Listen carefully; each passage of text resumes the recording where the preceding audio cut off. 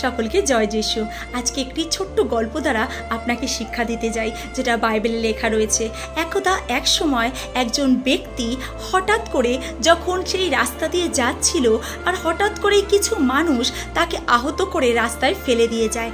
সেই রাস্তা দিয়ে প্রথমে যাজক গেল, আর সে দেখলো কিন্তু তার কোনো সাহায্য করলো না, তার প্রতি একটুও দয়া দেখালো না, আর সেই আহত ব্যক্তি ওই স্থানেই পড়ে রইল। তারপরে একজন লেবীয় গেল, আর সে যে ঈশ্বরের কাজকর্ম সর্বদা মন দিয়ে করে, সব কিছু করে, সেও গেল, আর সেও সে আহত ব্যক্তিকে দেখলো কিন্তু তার প্রতি কোনো দয়া দেখালো না, আর সেও সেইভাবে চলে গেল।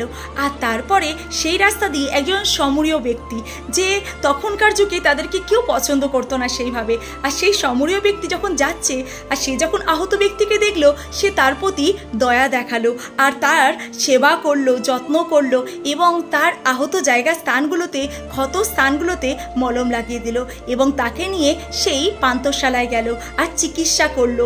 এবং সেই স্থানে আর সে আরও হেল্প করার জন্য তাকে বলল, তার কাছে যা আছে অর্থ সবই দিল, আবার বলল যে সে যখন ফিরে আসবে আবার তাকে অবশ্যই সেই টাকা রিটার্ন করবে, তাকে যেন সেই ব্যক্তিকে যাতে ভালো করে যত্ন নেয়। এখান থেকে আমরা শিখতে পারি যে প্রকৃত প্রতিবেশী সেই যে একে অপরের প্রতি দয়া দেখায়। যখন আপনি বিপদে পড়েন তখন আপনার পাশে এসে দাঁড়ায়, যখন আপনার সাহায্যের প্রয়োজন আপনার জন্য সাহায্যের হাতকে বাড়িয়ে দেয়।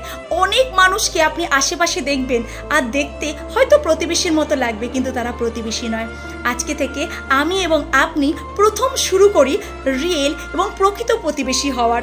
আমরা যদি প্রথমে নিজেকে বিচার করি তাহলে দেখবেন কেউ আর বিচার করতে পারবে না। তাই যদি আমাদের মধ্যে কোনো রকম নেগেটিভ বিষয় থেকে থাকে, আমরা যদি কাউকে দয়া না দেখাতে পারি, আসুন আমরা একে অপরের প্রতি দয়া দেখাই, সাহায্যে একে অপরের জন্য আমরা দৌড়ে যাই। যখন যার প্রয়োজন, যতটুকু সামর্থ্য আমরা তা দিয়ে যেন তাদেরকে সাহায্য করি। আর হয়তো অনেক সময় অর্থ আপনার পাশে থাকবে না, কিন্তু মনে রাখবেন আপনার কাছে যিশু খ্রিস্ট আছে, তার নাম রয়েছে।